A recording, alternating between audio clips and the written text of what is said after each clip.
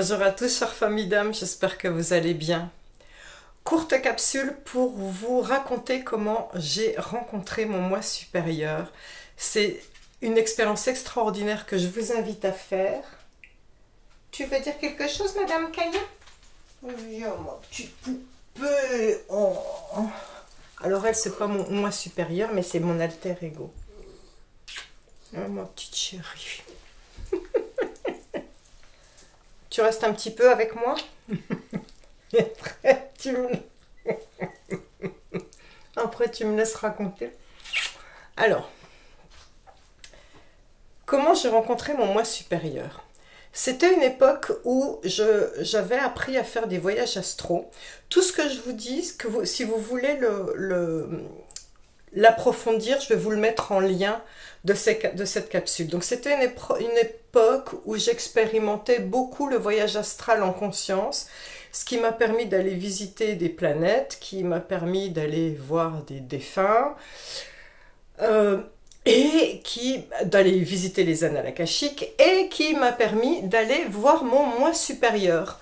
Et donc, eh bien, avant le voyage astral, alors je m'étais calée sur la technique de William Buhlman dans le livre Voyage hors du corps, et vraiment, j'avais une vie très saine pendant ces 15 jours où j'ai travaillé seule sur mon voyage astral. Je mangeais sainement, alors je suis végétarienne depuis longtemps, mais je ne mangeais que des légumes à l'eau. Je faisais beaucoup de tai chi ou de qigong ou de yoga par jour. J'avais un sommeil très sain, de manière à ne pas m'endormir pendant mes voyages astro. Ça, c'est très important, et c'est surtout pour faire des voyages astro positifs et ne pas être envoyé dans des endroits négatifs, puisqu'il faut avoir un taux vibratoire élevé pour pouvoir voyager dans tous les territoires. Sinon, avec un taux vibratoire bas, on ne vous envoie que dans des endroits à taux vibratoire bas. Parenthèse refermée. Donc ce jour-là, j'avais demandé à rencontrer mon moi supérieur. Et à quoi je m'attendais? J'ai fait une capsule sur ce sujet-là. C'est quoi le moi supérieur? Nous avons notre corps, notre mental, notre âme, qui sont ce combo, ce trio, on va dire, qui œuvre au quotidien dans nous, dans notre corps.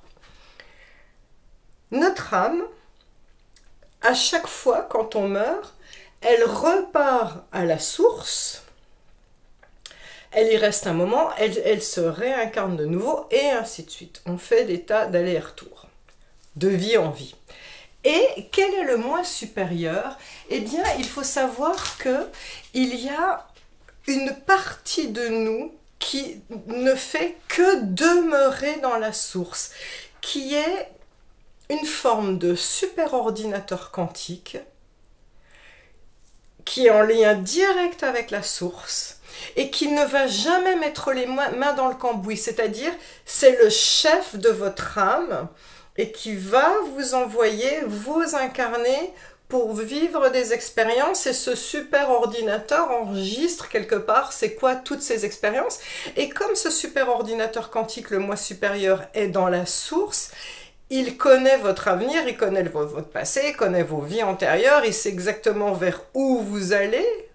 Et donc du coup, quand on prie et qu'on se connecte à son moi supérieur, c'est comme se connecter à Dieu, mais la partie de Dieu qui est précisément vous, celle qui vous concerne. C'est la partie de Dieu qui est uniquement vous. Donc c'est extraordinaire de connaître son moi supérieur. Et donc moi, je m'étais dit, puisque on meurt, on retourne à la source et on fait des tas d'allers-retours comme ça, et à chaque fois on retourne voir le moi supérieur et on repart de nouveau dans un corps avec notre âme qui expérimente dans le cambouis et tout ça. Alors on ne revient pas que sur Terre, on peut aller à faire des incursions dans d'autres planètes. Bon, voilà. Il y a toute une vidéo qui en parle, hein, je vous la mets en lien. Donc moi je m'attendais au moment où je m'allonge et que j'attends de quitter mon corps physique pour faire le voyage astral, je m'attendais à monter en flèche, monter de niveau vibratoire et d'aller proche du créateur en fait quelque part, hein, et je m'attendais à une ascension vertigineuse. Bon. Alors, je fais ce souhait, cette intention, je m'allonge et j'attends que d'être en état modifié de conscience. Et ce qu'on ressent à ce moment-là, le corps énergétique quitte le corps physique. Il y a une sorte de déchirement, de claquement qu'on entend crac dans nous. La scission se fait. Normalement, ça se fait pendant la nuit, hein, donc on n'en a pas conscience. Là, c'était en conscience. Et là, il faut surtout pas activer le mental en disant ouais, super, je suis sorti de mon corps parce qu'au moment où vous dites ça, vous y revenez. Donc il faut rester très très calme et rester droit dans son intention. Et donc là, je vois que je quitte mon corps physique et je reste droite dans mon intention de visiter mon moi supérieur. Et là, quelle n'a pas été ma surprise. Je ne suis jamais allée dans les fêtes du genre Aqualand et c'est vraiment la métaphore que je vais vous donner. Imaginez les trucs Aqualand, là où vous savez, les toboggans d'eau, où vous commencez très très haut, il y a cette spirale, comme ça, ou même les toboggans normaux, hein, mais parce que ça donne cette impression-là. Cette spirale où vraiment vous prenez de plus en plus de vitesse en descendant, descendant, descendant, et d'un seul coup, plof, vous arrivez dans une piscine. Eh bien, c'est exactement ça. C'est-à-dire que j'ai quitté mon corps physique, et puis d'un seul coup, je suis rentrée dans mon chakra du cœur, à l'intérieur de moi. Et c'était comme rentrer dans le chakra du cœur, c'était comme ouvrir une porte qui me mettait face à cet ascenseur descendant, ce toboggan hélicoïdal. Et j'ai commencé une descente. Et littéralement, je tournais de plus en plus vite et j'allais de plus en plus bas, alors que je m'attendais à aller en haut, de plus en profondeur. C'était vertigineux et plus je descendais, plus je sentais le calme autour de moi, la zénitude, la paix, et d'un seul coup, splof! J'ai atterri, donc comme le toboggan on atterrirait dans la piscine, j'ai atterri dans tout et rien.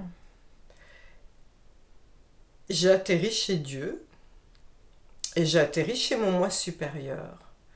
J'ai atterri dans un lieu où il y a une paix incommensurable, un amour incommensurable, un calme incommensurable.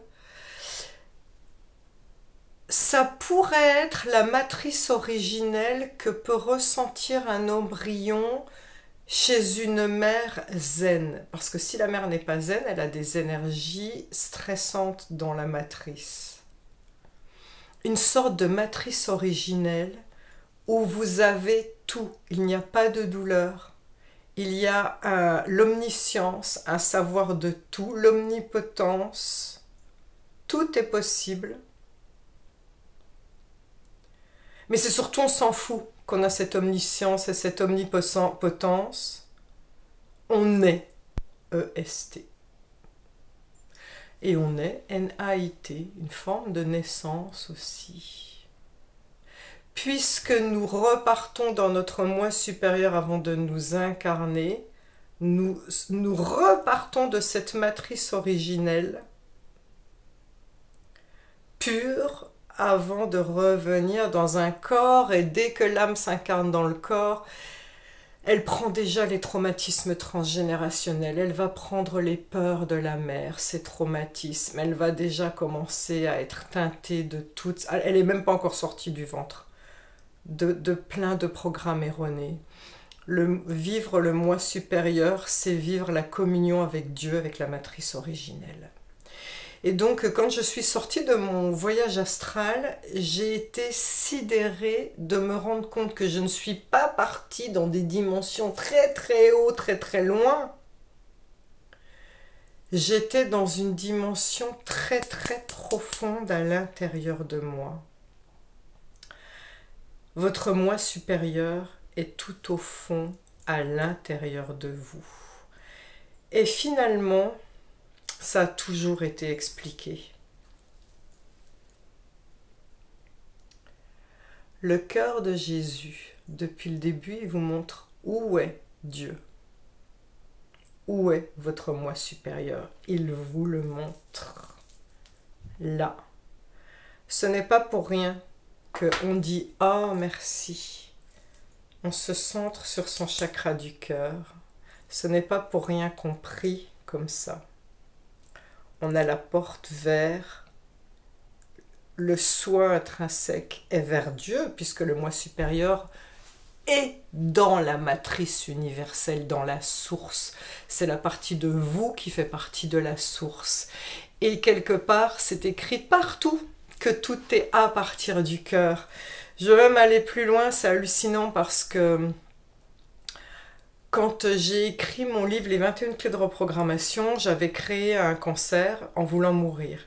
Et quand j'ai fait le vœu de vivre, il a fallu que je fasse des protocoles, des soins pour renaître à moi-même, pour dézinguer définitivement cette maladie et pour nettoyer la partie blessée de moi. Donc, c'est le livre « Les 21 clés de reprogrammation » que j'ai fait.